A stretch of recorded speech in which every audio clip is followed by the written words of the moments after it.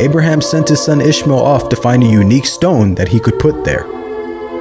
But God Almighty destined that the final stone that was to be laid would not be from the material of this world, but instead a stone directly from the heart of paradise.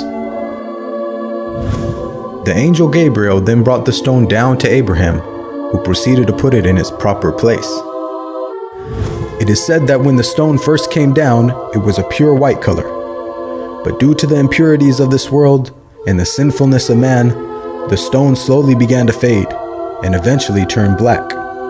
This is the story that Islam teaches, but what they don't tell you is that this site was going on way before they started worshiping Allah, and what it was a house and a place of worship of false idols.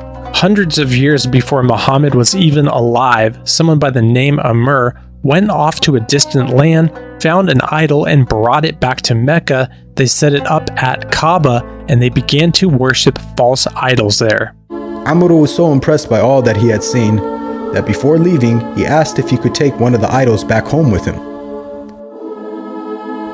The people agreed, and so Amr took the idol and placed it along with the other goods and merchandise in his caravan.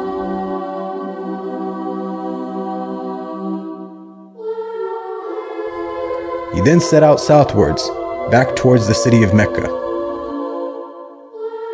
When Amr arrived back home, he immediately took the idol and placed it right in front of the sacred house. He then proceeded to tell the people that this was now going to be the god that they worship. Sadly, this concept faced little, if no resistance.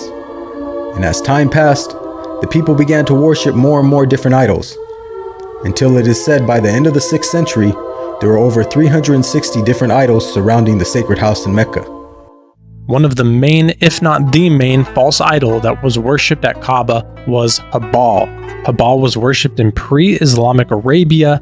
He was a human figure and was believed to control acts of divination, such as throwing arrows towards the statue, and the direction that the arrows landed answered a specific question. Some scholars reference Baal as a lunar deity tied to a trinity of moon, father, sun, mother, and the evening star, the planet Venus, as their son. Interesting, when we look at one of the most well-known symbols of Islam, it's the crescent moon and a star. There's even a story of a father sacrificing his son at Kaaba to one of the gods. Again, this was years, hundreds of years before Muhammad, which means it's hundreds of years before Allah. Abd al-Muttalib was someone who dug a well known as the Zamzam well. The Quraysh tribe tried to stop him from doing it, but one of his sons stood guard and